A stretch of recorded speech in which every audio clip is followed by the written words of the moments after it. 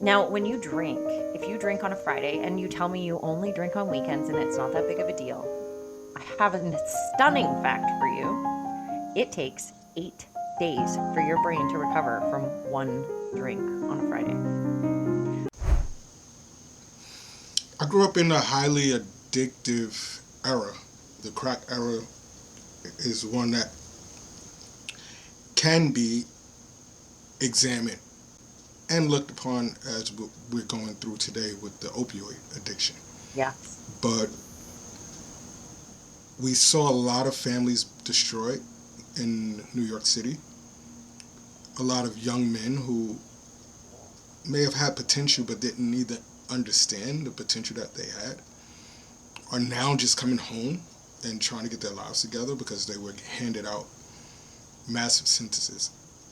Yeah. And I'm not going to get into the sentencings and all of those things that were handed out and how it's different now. Now we have more of a path to healing juxtaposed to a path of incarceration. They termed the phrase war against drugs. And this addiction behavior was not helped, it was frowned upon, as if the persons who were introduced to these drugs could just help themselves.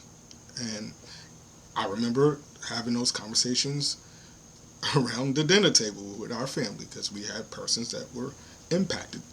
If you were in the area for Rockaway, Queens, for these projects that we lived in, you were impacted by it in some kind of way. Whether it was a family member that was using, whether it was a TV that was stolen, whether it was a friend incarcerated. We all suffered during this era. And what happens with it, we all walk away with some emotional scars. Yep. And the scars that we carry, some of us have not addressed. And they bleed into our businesses, they bleed into our social life, they bleed into our personal lives. And we don't have the tools necessarily to deal with them. If you're listening today, I may be talking to you directly. You may feel like you're in what we call this loop, this cycle. You don't know how to end the loop. It's affecting your business, it's affecting your decision making, it's affecting every area of your life. My name is NaRon Tillman. I'm the host of this podcast, Walk in Victory Podcast, where we sit you at the feet of the masters and we have conversations to help you evolve your life. Today we're going to be talking about some tips that you can use, give you some guidelines that you can draw from, and then give you some experts, one of our masters, that you can actually reach out to and help get you, your family, and your business back on track. Meredith, how are you? Meridee. I'm sorry. Meridee, that's okay. Yes, Meridee. I am really good. Thank you for having me. No, thank you. You've dedicated your life to this work, and your podcast is centered around this work. Can you talk to our audience before we get into the how and what should they be looking for? How did you get here? What is your personal journey? Okay, so my personal journey really starts and ends with smoking. I didn't get addicted to other things. That doesn't mean that my life has not been affected by other people's addictions. My sister is what we call a blankaholic, meaning she is addicted to whatever is put in front of her, whether it's work, whether it is drugs, whether it is, alcohol. She found herself addicted to it. I have always been one of those people who learns from watching other people make mistakes. I do take my own steps, but if I start to see something that I've seen happen in someone else's life, I stop the journey, the path that I'm on, and I start taking one that I know is going to work out a little better for me. So that's kind of where this all started for me. Was I was a smoker and I needed to quit, and I had a treatment that was an amazing experience. And then when I did start smoking 5 years later, I knew how I was going to quit, and I bought training and lasers and got myself into it. That being said, the way that it came to me, it was not exactly, it was basically like, here's a treatment, this is what you're going to do. And when I asked questions, she said, just do the treatment. And I was like, okay, but I want to know how it works. Like, how do I explain it to people? What do I do? And she said, just do the treatment, just do the treatment, just tell people never to smoke again. I was like, oh my goodness, this is not how it works. And that led me to my first 5 years in business of doing experiments on people and trying different lasers, different techniques, different sequencing, different timing, all these things to lead me to a place where we now have 95% success rates for our smokers and 98% success rates for our heavy addictions. And when I say heavy addictions, I mean any real addiction. So pornography, alcohol, drugs, you name it, we treat it. There are other services we offer as well, but these are the ones that I'm the most passionate about and the ones that really change lives. When you say lasers, can you explain to the audience exactly what it is that you're even thinking about? Because they probably think, I'm The gonna be laser 50 this beam. year. Yeah, Buck Rogers. Yes, yes. So the lasers that we use are called cold laser. And what cold laser is it's low level radiation, okay? Low level radiation, not dangerous, combined with LED light. So the LED light is that new red light therapy that everyone's hearing about, and it's all the trend right now. That is what we're using combined with the low level radiation. Now, that being said, this LED light therapy and laser therapy have been around for well over 50 years. They're Yes. just not well known. So it's not a new thing, it's just a new thing that's being, explored these days. So it is, it has a lot of backing behind it. Now, when we do what we do, we are based on acupuncture. And acupuncture's been around for thousands of years, and it's using your body's energy meridians to get your body to fix the problem that it has in the first place, because your body knows better than any person, any doctor, anything. Your body knows itself and knows how to fix it, and when it's given instruction to do so, it can. So now we're talking about changing mindset too, neural pathways, creating neural pathways from within, right? And explain how, because you were on this journey and you wanted answers. So if someone is listening right now, what are 2 or 3 takeaways that they can walk away and I just mean, write there's down so that they can there's have a better so understanding? many things that are involved in this. This isn't just a you show up and I give you Yes. treatment and you're all fixed, right? Like Yeah. we offer coaching because your addiction is the solution to a bigger problem. And I know people who don't have an addiction are like, what the hell is she even talking about? But the reality of this is that your addiction was the solution to your childhood trauma. Your addiction is the Hmm. solution to not wanting to have to feel what you were feeling before. And it starts out as simple as, one time you got high and then you realized, wow, I didn't feel any pain during that time. Now, if we are going to get into the science of it, what happens is when we use drugs, alcohol, social media, any of these things, we are using the reward center in our brain. And the reward center releases dopamine and a bunch of other endorphins and molecules. And those include serotonin, dopamine, the bliss molecule, which is called anandamide. Oh, I got it right this time. It's such a hard word to say. And it includes multiple other endorphins as well. And so, what we do when we drink is that we release anytime we put a toxic substance into our system, our reward center, and I don't know why it works like this, but it does. I think it was part of, spirit's goal is if I reward you for bad behavior, you're going to have to learn something from it. That's my true belief. But basically, when we put toxic substances into our body reacts by releasing these endorphins. And when we drink, we feel very different than when we get high. When we get high on, say, mushrooms versus getting high on cocaine or whatever, everything has a completely different effect on you. And it's because different levels of the different endorphins are being released at the same time. So the sensations are different, which is why when you drink, you don't feel the same as when you do cocaine. You don't feel the same as when you do mushrooms, et cetera, et cetera. When we do our treatment, we are releasing all of the same endorphins, but we're releasing them all Mm. at the same level. So you don't actually feel high. The most you're going to feel is euphoric. You'll feel wonderful. You'll feel lovely. You'll feel motivated. But we're tricking your brain into thinking it's already got the fix, which is why this is so successful. We are teaching your brain how to make a new level of normal.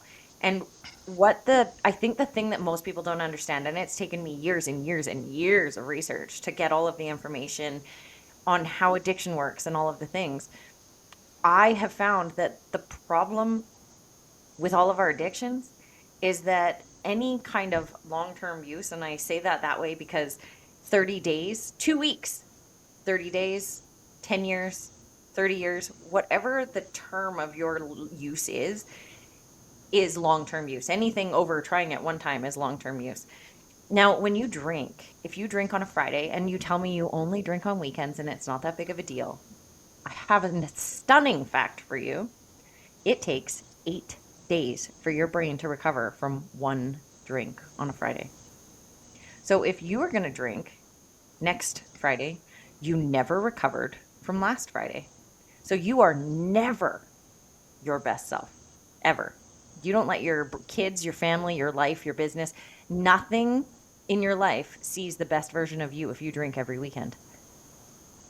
And that Wow, and imagine alone is shocking. imagine if you if you drink every day, right? Yes. So now imagine this long term use of any substance. What it does is it takes 14 to 18 months for you to recover from. So when you go to rehab, you're going to rehab to get sober, which don't get me wrong, I think rehabs are amazing because they make you do the work on yourself, your trauma, all of the things. The problem is that we're getting people sober, and that's, usually the first 7 days, and they don't do much with you. They keep you hydrated, they make you as comfortable as they can while you detox and suffer. And then you're in this incredibly depressed state because your endorphins have crashed so hard because you've been overproducing endorphins for so long. Your endorphins crash incredibly difficult levels, way low. Now, when it's time for you to get into your rehab courses and all the things to work on yourself, you're coming from this incredibly depressed state. Yes, a lot of times they will put you on antidepressants and medications and things like that, but your body can make better endorphins than any of these drugs or pharmaceuticals can and induce in you. So I'm basically seeing people be put in a state of complete depression, worse than they were before they even started using. And now we're going to make them deal with the traumas that made them start using in the first place in this incredibly depressed state, which is how come so many people don't make a year, is because it takes you 14 to 18 months to get your brain to function normally again. And when I say normally, it's as normal as it ever will function because it will never be what it used to be. So we need to, when we have these treatments, as soon as I give you a treatment, we essentially restore those endorphins to as high of normal as it can get. And I'm not going to give you all my trade secrets, but we retreat to make it so that your brain will essentially make the endorphins itself. It'll create its own new level of normal. So it's not going to take 14 to 18 months to recover because I'm going to make your brain recover. And then I'm going to keep making your brain stay at that level. And then by the time your 14 to 18 months comes, your brain already knows this is my new level. So there is repeated treatments that are required and stuff like that. But my thing is, I think Laser Quit needs to be in every rehab center. I believe that we do need to go through the 7 day detox because you need to suffer a little bit to see, a reason why not to ever use again. But you need to go through that experience and then let me help you get your brain where it needs to be, get your mindset where it needs to be. And then we can move you forward in dealing with all of the things that are going to surface because you're healing. Once you start healing your trauma, there's less reason for you to ever go back to using again. And I think there would be a whole lot less relapse if we were able to get these people to get their brains where they need to be. Because this isn't about, me just deciding today's the day I'm going to heal. It's about the fact that my endorphins won't allow me to heal. And think about just a day that, say you or I have a sad day. Those days are hard. Now imagine having 10,000 times that as your day. You're not even going to want to live. So I have clients who say, like, the minute they stop using, cocaine, the thing they want to do is kill themselves. They want to die the day after cocaine. And now imagine doing that for 14 to 18 months before you actually are able to recover. There's a reason that people can't stay sober. And it's because of this. It's because of the fact that our brains aren't functioning properly. So when we've overproduced all of these endorphins and they crash, it takes a really long time for them to bring themselves back up. And laser quit makes it so your endorphins are brought up using your body's energies and creating the outcome that we need so that we can then function like a normal person, or as normal as we'll ever be, to start healing our stuff. What I also like, the fact that you don't shy away from the spiritual aspect, because that was very technical and neuroscience and Yeah.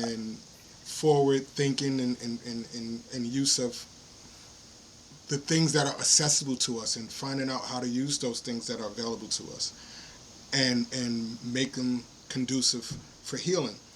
But you don't say, hey, I have all of this need equipment, and I believe that all of this equipment needs to be centralized and neutralized and throughout the world. However, there's another side. Yes. Let's talk about that lens, and then we'll get you out of here with some business stuff for high performers. Well, okay. So the whole, I have, like I said, I was a smoker. And when I quit, every time I quit, there was always a reason to go back. Yes, I didn't have great coping mechanisms because smoking was my coping mechanism. And smoking was literally like when my mom kicked me out when I was 16 years old and I was sitting outside waiting for my dad to show up to pick me up at 16. I sat there with a cigarette and my middle finger to her. That was my FU to the world, and that was my best friend, and I had that. So I understand that side of it.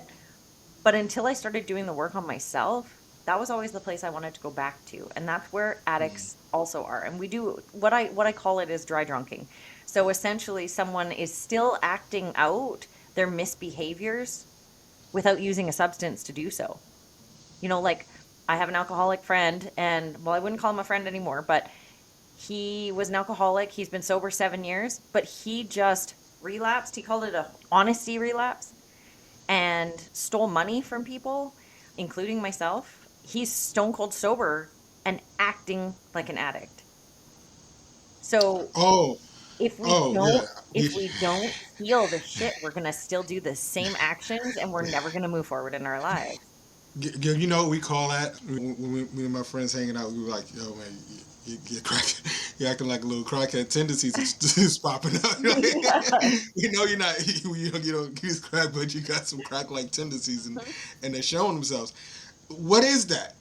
So we call it dry drunking, and it's because you're addicted to your own behaviors. I mean, It's the behavior. Okay. people will tell me, I don't have any addictions.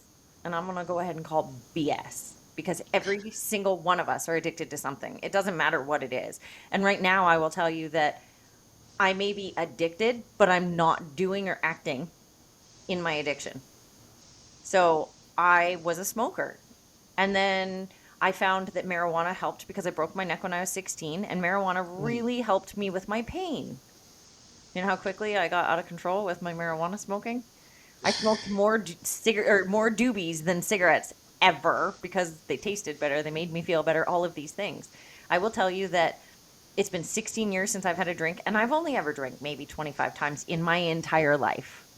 I am not a drinker. I'm allergic to alcohol. It never goes good. I always throw up. I always feel like crap for 5 days. I am not a drinker. But they always say when I would show up at a party or something, people would be like, "Do you want to drink?" And I'd be like, "I don't drink." And they'd be like, "Oh, so you must smoke marijuana." And at the time, I was like, "Yes, I do." Now, when I say I don't drink, people are like, "Oh, so you smoke marijuana?" I'm like, "No, I don't do that either." "Well, what do you do then?" What are you I'm like, doing? "Well, do you want to go do some heroin with me?" Like, do you realize how stupid you sound? I do not need any substance to have fun. And then usually I'm the life of the party.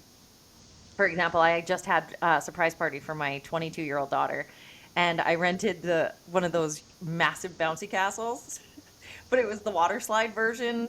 And the friends that were over kept saying to me, like, "Are you sure you haven't had anything to drink?" And I was like, "Positive. It's been 16 years. I have not drank in 16 years. So I'm not going to drink to do this." And they're like, "Yeah, well, your behavior says otherwise." And I was like, "No, my behavior says I don't care what anyone thinks. I'm going to have fun, whatever that looks like to me." And they were just like, "Yeah, but how do you do that?" And I was like, exactly like I said, I don't care. If you want to judge me because I'm having fun, please do. Your opinion doesn't mean anything. Because I've done so much work on me that I like who I am. And when I say these things, I'm so far from perfect. I make mistakes. I say things people don't like. I sometimes hurt feelings and I don't mean to. I'm very honest. But I'm not going to care what anyone thinks of me when I'm being my authentic self. And that has taken an insane amount of work on my side. And I think that this is where the peak performers that are listening, because someone is listening right now, and they're like, oh, I'm not addicted to anything. I just have a drink or two when I get off work. Mhm. But this also, the part of the brain that we're tapping into helps with creativity. It helps with thinking better, clearly. It helps with confidence. Motivation, It helps with drive. motivation. It helps with drive. So if you're, do you work with entrepreneurs that are saying, hey, listen, I'm in a funk. I lost my curveball. What could you do for me? So I have multiple businesses. Go I'm figure. sure. Go figure. I have four. Okay. I have a bookkeeping business, which was kind of what I started with way back in 2000. Well, 1997 is actually when I started doing bookkeeping. But Excuse me. I'm sorry. 1997. You may continue. yeah. Thanks for pointing that out. Really appreciate that reminder of my age. So for me, I just find that my challenge is that I have all these businesses and I I have stress. I have all of these things. So these businesses, my bookkeeping business, I didn't find that I had that much reward in until after when I really looked at it. Like I really do help people in that business. But then I had laser quit and that I'm sure you guys can tell this is my passion. But in the laser quit business, I realized I need to coach people. I can't just give you this treatment and send you on your way because you'll go back to the same behaviors. So in that business, I offer coaching that goes along with it. Well, that of course led me to have a coaching business. And that coaching business has some additional, spiritual plant medicine type things that we can do when we're in person. So I am a certified life, business, and addictions coach. And then on top of that, I just started another online business. So I find my passion is definitely in helping people, but I'm not the person who can be tied down to this desk for 8, 10, 12 hours a day, which is why I had to leave like I do have my bookkeeping company, but I have staff who does most of the things because I cannot sit at the desk all day. I need to help people. I need to, motivate people. I need to move myself. And the coaching side is the side that I'm able to do all of those things. But I had to find a balance because if I, again, am sitting in front of a computer 8 hours a day, I'm not a happy person. So I do coach people, I do help people. I do a lot of, like even just in that, like, friends, people I just meet, they'll tell me their struggles. It seems like I'm one of those people who kind of attracts that. So they'll tell me their struggles, they'll tell me about the things that they're going through. And then I'm the person who usually is like, oh, can we talk about what's really going on underneath all of that? Because, when someone's like, this person and they're pointing their finger outwards. I'm like, hey, did you see the three fingers that are pointing back at you? Because they're just reflecting to you who you are inside. They're reflecting to you pieces you don't like. So do you want to talk about that? I'd say that's probably the pieces that people are like, ew, no. Because I remember the first day I had to look in the mirror and see how ugly I was inside. It was the most uncomfortable thing I have ever done in my life. And that awakened something in me because I realized if that's what I see, imagine what other people see. And that's when I started to realize, okay, you know what? I also don't have to be this person. I can be anybody I want to be. And I started to become who I thought. I wanted to be. And that's how you approach coaching coaches, Yes. because we put on these masks as entrepreneurs. We walk in the building and we feel like we have to put on something else, and we can be hurting, but at the end of the week, people want their checks on Friday, Yeah, they right, do. or the 15th or the first, whenever they get paid, and there's a lot of pressure that comes along with that, Yeah. and it doesn't matter the industry.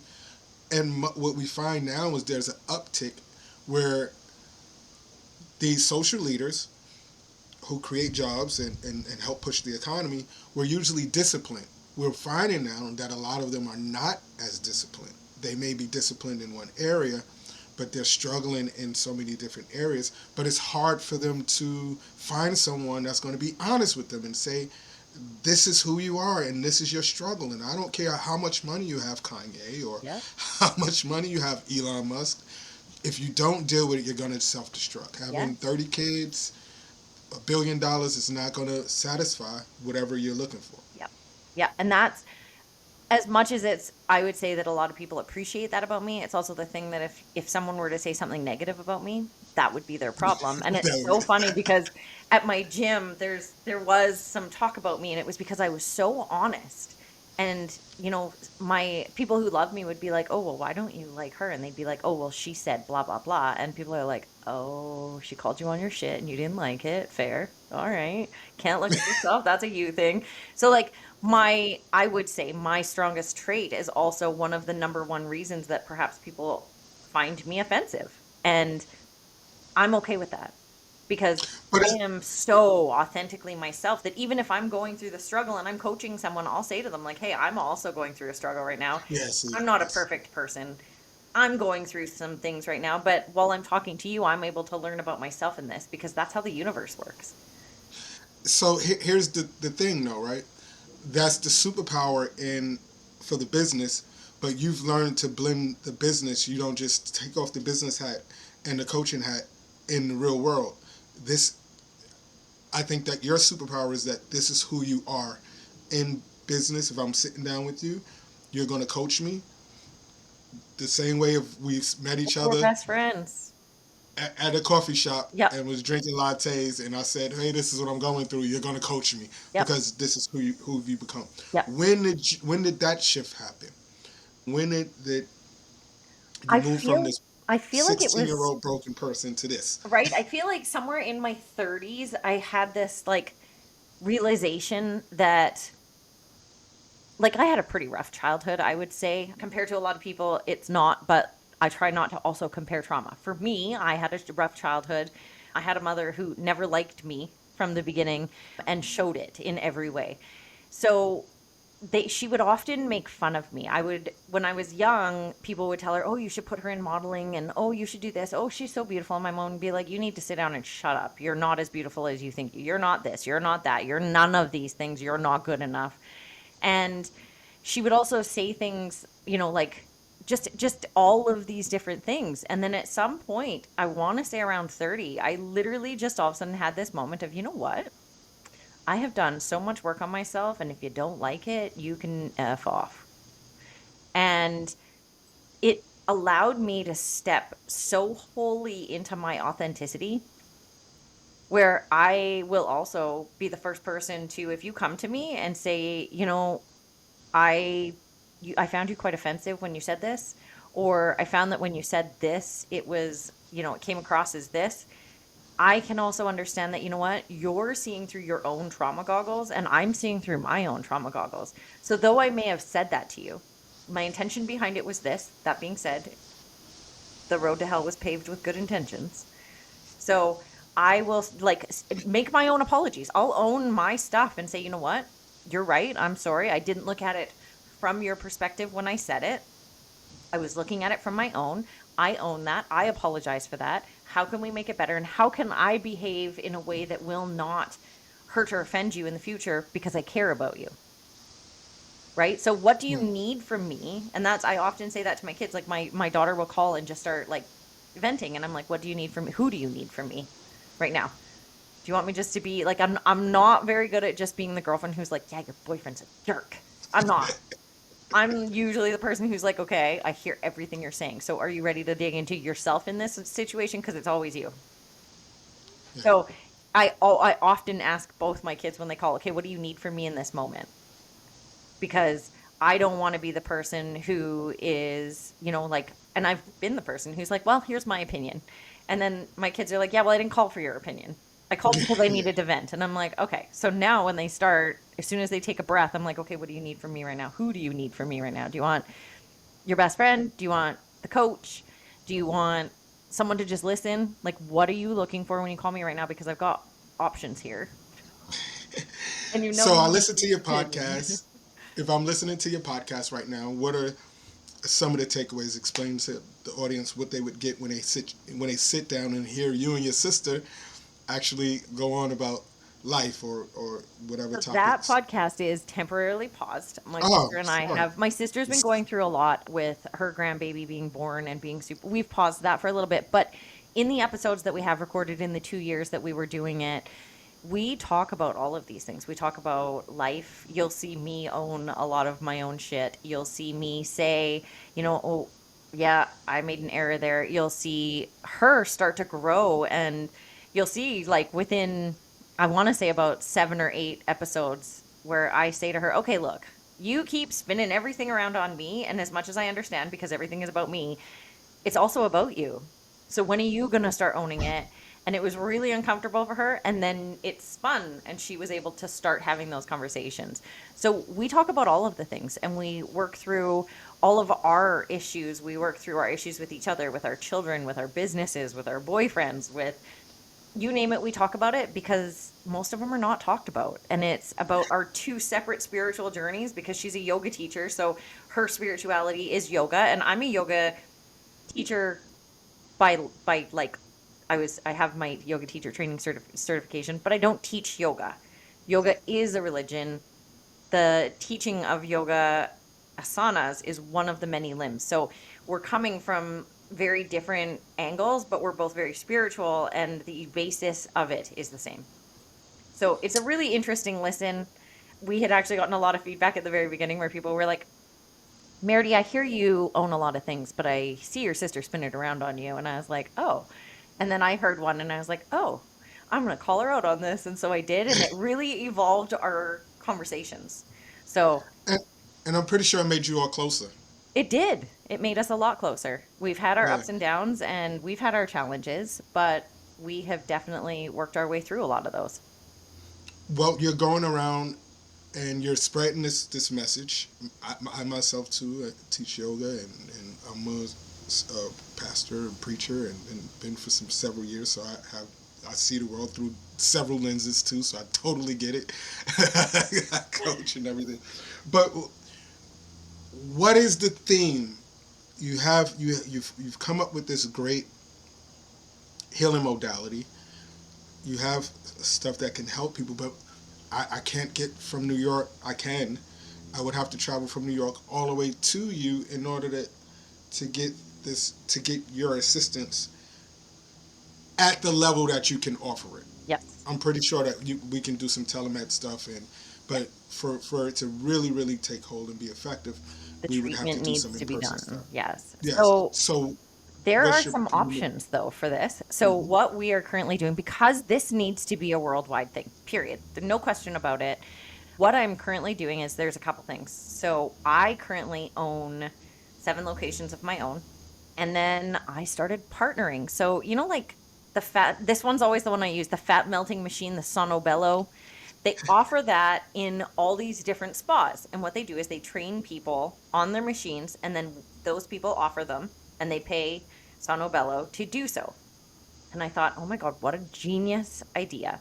So I have started what we call partnership licensing, which is where I do all of your training, I provide the lasers, I do all the things, and then we partner and I'm paid a portion of what you make as a laser quit service provider. So we partner for that.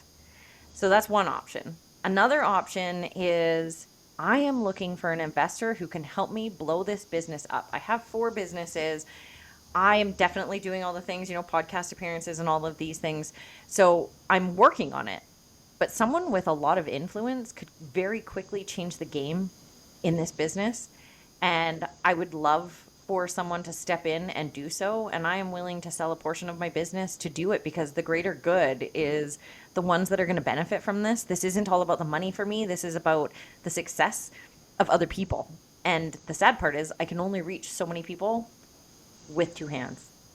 So I need someone to help me grow the business. So I am looking for an investor. I'm also looking for partners, and I'm looking to just keep growing the businesses. So if you guys are looking to find me, you can find me on Instagram, Sober Coach Mayor. You can find me at laserquit.therapy. Now, laser is always spelled with an S, not a Z. You can also find us on laserquit.net or laserquittherapy.ca. There you have it, everyone. See, the reason why we ask these questions is so that you can get the answers. There's opportunity for all of us. And although we are doing things to forward the world and forward humanity, there's still a business side of it. And when you're asked the question, you need to understand what the W's, who, Yeah. what, why, where, and when, right? Yep. Because we don't, people don't want to watch us getting ready. We have to be ready. Yes. walkinvictory.me. The book is should be out by the time you're listening to it. If not, it'll be Yay. coming out soon. Awakening I Am. We're showing how prompting for the AI is similar to prompting for the subconscious mind. We're excited about it. We also have our agent that is coming out really, really soon. Everything is coming for you. We thank you for being supportive. We don't ask you for Cash Apps, Venmos, Apple Pays, or any of those things. That's fine for people that do that. We don't do that. But what we do ask you for is that you hit like, that you hit subscribe, your likes, your subscriptions, and your shares. And if you're listening on a platform like Apple or Spotify where you can leave a comment, it goes a long way. So your likes, your shares, and your comments goes a long way. And that's not the only ask. We ask that you support our guests. Even if you just want to learn more about them, following them on Instagram, driving traffic to the websites really, really is helpful because it also helps them drive their message out. So we ask you for two things. Doesn't cost you much. Just scroll, scroll, scroll, like, and enjoy the rest of your day. Don't walk with your head down. Don't walk making excuses. Don't walk not being your true, authentic self. Don't walk feeling that your addictions are greater than you. You have the solution. You have the options. So together we walk in victory. Enjoy the rest of your day. Peace.